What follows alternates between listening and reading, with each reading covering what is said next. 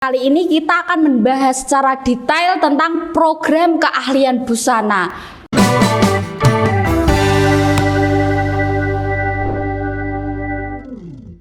Assalamualaikum warahmatullahi wabarakatuh. Halo, apa kabar semuanya? Saya Asti Koswati siap menemani acara kesayangan kalian semua di Ngopi Ngobrol Pintar bareng kawan. Sekilas info nih untuk penonton setia. Acara ini adalah persembahan siswa-siswi SMK Negeri 1 Purwodadi jurusan multimedia yang sekarang disebut sebagai Desain Komunikasi Visual atau DKV. Nah, buat nambah semangat kita kali ini, kalau saya bilang podcast DKV kembangkan pola pikir, jawabnya juara ya. Gimana semuanya? Ready? Ready. Podcast DKV kembangkan pola pikir juara. Nah, kawan ngopi semuanya, tentu saja masih seperti biasanya, saya akan menemani waktu luang kalian nih terkait cerita-cerita unik dan inspiratif. Berbeda dari podcast-podcast sebelumnya, podcast kali ini adalah acara spesial untuk calon peserta didik yang ingin mendaftar di SMK. Karena kali ini kita akan membahas secara detail tentang program keahlian busana bersama bintang tamu spesial kita yang merupakan ketua program keahlian busana. Selamat siang Bu, bagaimana kabarnya? Siang Mbak Asti, kabar Ibu baik. Bisa perkenalkan diri terlebih dahulu? Ya, saya Kunaya, Ibu mengajar di kompetensi keahlian busana. Saya sudah mengajar di sini dari 2011 ya, berapa tahun itu Mbak, sampai 2022 ini. Dan alhamdulillah saat ini masih diamanai sebagai ketua program keahlian di busana. Langsung saja ke topik perbincangan kita Bu. Apa aja sih yang dipelajari di program keahlian busana ini? Untuk di busana mempelajari masalah busana ya. Pelajarannya itu dari desain busana itu bisa sistemnya manual dan digital. Terus pembuatan pola juga sama, kita mempelajari dari yang manual dan digital. Setelah pembuatan pola, kita berlanjut ke memotong bahan.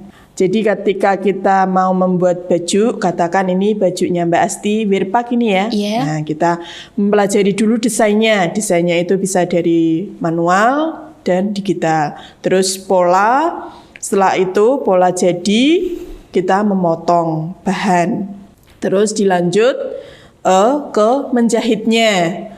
Jadi pelajarannya itu memang berlanjut dari desain, pola, motong, menjahit sampai jadi produk, katakan Wirpak, seperti itu. Terus kalau selanjutnya itu ada menghias busana. Menghias busana biasanya untuk busana-busana pesta.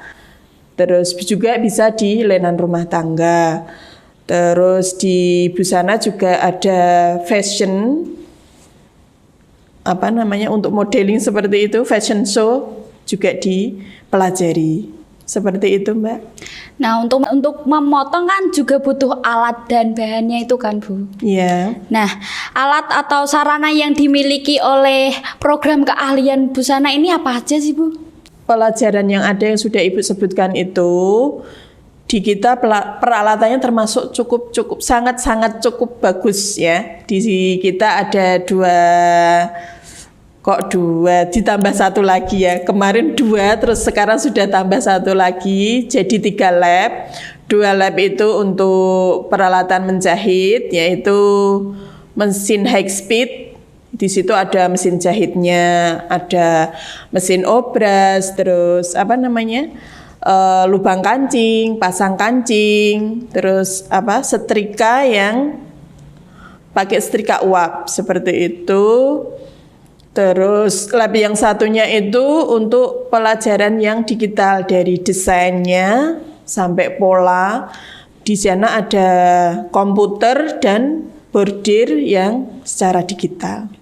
Berarti alat dan caranya itu udah memadai dan canggih ya Bu? Iya, jadi peralatan itu standarnya industri. Anak-anak mempelajari dari motong itu juga pakai mesin potong, bukan hanya gunting. Pakai Kalau gunting. ya, kalau gunting kan cuma 1 lembar kain gitu ya Mbak ya. Tapi kalau sudah pakai mesin potong, nanti berlembar-lembar kain ditata baru dipotong. Jadi sekali motong itu sudah dapat beberapa Lembar potongan lembar kain. Jadi ketika anak nanti lulus, anak-anak bisa siap untuk kerja di industri di garmen-garmen seperti itu. Nah, dengan alat yang sudah memadai dan canggih, pastinya menghasilkan siswa-siswi yang berprestasi. Prestasi apa saja sih Bu yang sudah didapat di program keahlian busana ini? Prestasi yang kita dapat beberapa tahun ini, kita sering mengikuti lomba ya, lombanya dari tingkat kabupaten, tingkat provinsi dan juga nasional.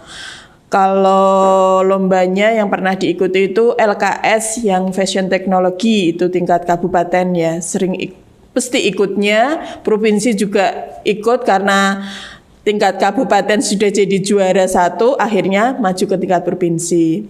Ada juga lomba rancang batik tenun, itu tingkat provinsi. Terus baju karnival, terus ada juga lomba kreasi busana muslim, itu yang mengadakan Depak, itu tingkat provinsi. Terus ada juga yang lomba ASC, ASEAN Skill Competition, itu tahun berapa ya, lulusan sini itu mengikuti ASC dan alhamdulillah jadi mendapat juara 1. Wah, hebat sekali. Gitu.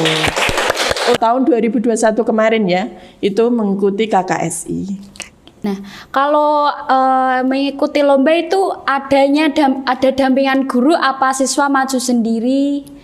Untuk lomba jelas didampingi guru ya Mbak ya. Meskipun semua pengerjaan, semua ide-ide itu dari siswanya, guru tinggal mengarahkan saja. Berarti guru hanya mendampingi. Iya, betul. Semua kreativitas itu dari siswanya Dari sendiri. siswanya.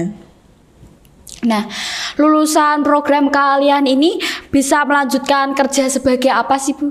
Kerjanya kalau industri jelas di garmen. Garmen kita kerjasama dengan USG di Ungaran, berarti Kabupaten Semarang. Terus di Danliris itu daerah Solo. Terus garmen ada juga yang Sukoharjo, Sabda Alam Abadi. Terus untuk selain industri juga ada butik, ada tailor. Terus ada juga yang kerajinan tangan itu di dalam kota Purwodadi sini, anak-anak bisa bekerja di situ. Nah, sedangkan kalau mau melanjutkan kuliah bisa mengambil jurusan apa? Untuk kuliah kalau linear jelas di jurusan Tata Busana bisa. Itu ada juga D3 di Semarang itu. Akademi yang Kartini itu ada, terus di UNES itu juga ada. Kalau mau beda dengan jurusan Tata Busana tapi lulusan busana juga bisa, di manajemen, di seni itu juga bisa.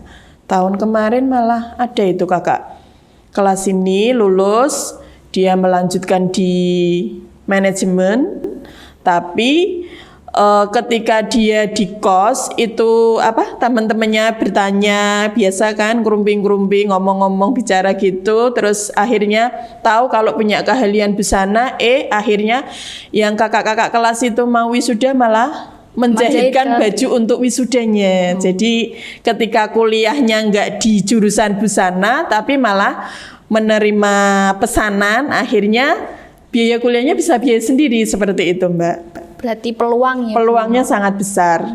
Nah, selain itu peluang apa aja sih yang berada di program keahlian busana ini? Jelas tadi ya sudah saya jelaskan untuk garmen. Anak-anak itu kalau mau ke garmen itu ya, katakan kemarin tahun ini ya berarti ya 2022 ini anak-anak selesai ujian berarti bulan Maret ya Mbak ya. Bulan Maret itu sudah selesai ujian. Mei Juni kan tinggal menunggu pengumuman lulusan. Setelah itu ada ijazah, ada perlengkapan yang lain. Waktu tunggunya itu anak-anak malah bisa bekerja karena dapat panggilan dari USG. Jadi di busana itu peluangnya sangat-sangat besar.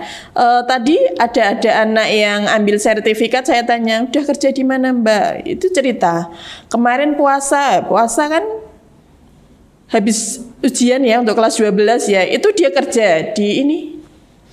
Purwodadi sini ada itu, garment, itu sebulan. Terus ini sudah diterima karena, di garment ternyata cukup melelahkan. Akhirnya pindah ke butik. Yang butik itu Mbak Asti tahu enggak? Butik Kiblat. Iya. Ya, depannya luas itu ya. Dia dikerja di situ. Terus ada juga yang setiap tahunnya itu handmade pita itu mesti terima anak busana, mesti 10 orang setiap tahun tuh mesti terima. Berarti pas PKL itu udah dimintai dari sananya. Iya, itu sangat-sangat berlaku di SMK karena setiap tahun ketika kita program untuk PKL, ketika mereka mau selesai itu biasanya udah pesan, Mbak nanti kalau sudah lulus kesini lagi ya, seperti itu. Nah kemarin ketika main ke SMK saya tanya ya sudah lulus, sudah di Tailor Batavia Tailor itu di Semarang, terus di Ingeju itu butik juga habis PKL karena kerjanya bagus dipesan, akhirnya anak-anak bisa kerja di situ. Jadi kalau ditanya peluang kerjanya di apa, bisa di industri garment, bisa di butik, modiste, bisa juga di kerajinan tangan, bisa juga kalau di Purwodadi ada itu ya UMKM batik, anak-anak bisa kerja di situ. Berarti kalau ingin berwirausaha sendiri Bu. Oh iya, wirausaha belum Ibu sebut ya, lupa. Ya, kalau masalah wirausaha jelas ini kemarin anak-anak sudah laporan Ibu baru aja kakak kelas angkatan tahun berapa itu WA Bukun. Bu, mohon diinfokan ke adik-adik kelas yang mau lulus kalau minat kerja di menjahit di Mas Udin buka, seperti itu. Jadi Mas Udin itu dulu lulusan sini, terus mengikuti lomba ASC, Asian Skill Competition, dan akhirnya juara 1. Terus beliau itu sebelum mendirikan wirausaha, beliau berarti ada batu loncatan. Jadi ketika lulus, beliau langsung kerja di Garment Semarang itu setahun. Setelah itu dilanjut kerja di butik Jakarta. Enggak ada setahun sih, berapa bulan ya? Mungkin 6 bulan apa ya? Setelah itu pulang ke daerahnya, buka usaha. Dan alhamdulillah itu jahitannya sangat, bahasanya Bukun laris. Pesenannya banyak, numpuk-numpuk kayak gitu. Juga sempat Ibu Repoto itu bisa nerima anak PKL Mas Udin, bisa Bu. Udah beberapa tahun kita kerjasama juga di tempat Mas Udin untuk tempat anak PKL. Dan kemarin pesen untuk adik kelas yang lulus kerja di sana. Berarti kan Mas Udin bisa membuka lapangan kerja untuk daerah anak-anak SMK terutama yang busana. Tapi kalau nggak busana ya nggak apa-apa, kalau dia minat bekerja kan busana itu mudah Mbak. Katakan pasang payet ya tinggal dipasang, pakai jarum, pakai benang, katakan ngesum, bisa dipelajari lah seperti itu. Kan alatnya juga sudah canggih. Iya begitu. Wah, ternyata banyak sekali nih informasi yang kita dapatkan di program keahlian busana ini. Buat adik-adik yang masih bingung nih mau melanjutkan di SMK mana, bisa nih daftar di SMK 1 Purwodadi, program keahlian busana ataupun program keahlian lainnya. Terima kasih buat Bu Kunayah yang sudah mau meluangkan waktu dan berbagi informasi. Saya Asti Koswati sebagai host pamit undur diri. Burung Irian, burung cendrawasih. Cukup sekian, terima kasih. Siapa kita? Juara. Wassalamualaikum warahmatullahi wabarakatuh. Waalaikumsalam warahmatullahi wabarakatuh. Bye-bye. Jangan lupa like, komen, subscribe YouTube Multimedia SMK Negeri 1 Purwodadi dan follow Instagramnya @dkv_smkn1pwd. Share ke teman-teman, kerabat, keluarga, pacar, mantan, calon mertua, mbah buyut, Pokoknya kalian harus nonton ya.